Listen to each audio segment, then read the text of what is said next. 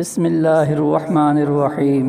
پاکستان میں موجود قرآن کا پہاڑ، جہاں کروڑوں قرآن محفوظ ہیں، اس پہاڑ میں کون سا اہم راز دفن ہیں؟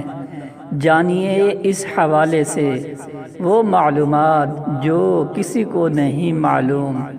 جب سے دنیا قائم ہوئی ہے تب سے لے کر آج تک ہزاروں نئی دریافت دیکھنے میں آ چکی ہیں۔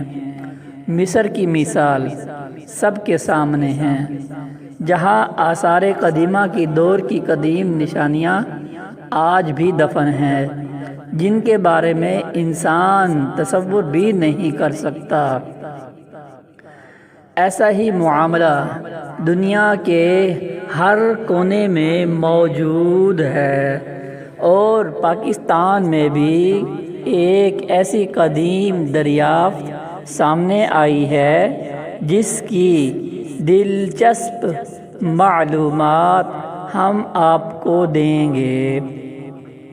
کوئٹہ کے نواحی علاقہ چلتن پہاڑ میں دو بھائیوں نے 1992 میں ایک غار جبل نور القرآن میں قرآن کے پھٹے پرانے اوراق اور نسخے محفوظ کرنا شروع کیے، اور آج یہاں پر تقریباً 20 لاکھ قرآن کے ایسے نسخے موجود ہیں۔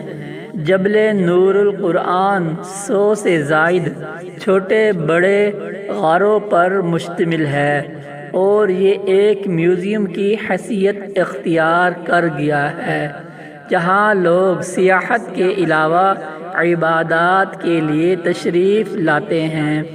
قرآن شریف کے شہید نسخوں کا مدفن کوئٹہ کا جبل نور، کروڑ شہید نسخے جبل نور کی سرنگوں میں دفن ہیں۔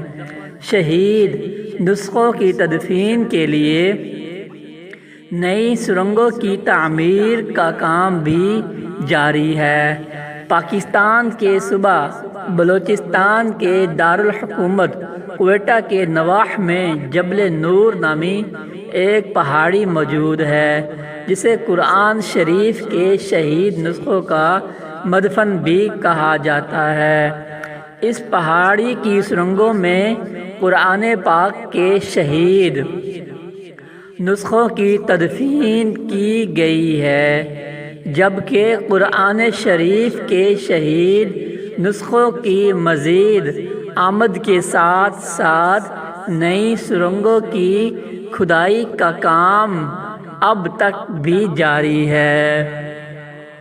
BBC سے بات کرتے ہوئے جبل نور القرآن کے سربراہ عبدالرشید لہڑی نے بتایا کہ ان کے بھائی نے قرآن شریف کے شہید نسخوں کو محفوظ بنانے کے لیے کام شروع کیا، اور وہ قرآن شریف کے شہید نسخوں کو جمع کر کے ان کی محفوظ طریقے سے تدفین کرنے لگ گیا۔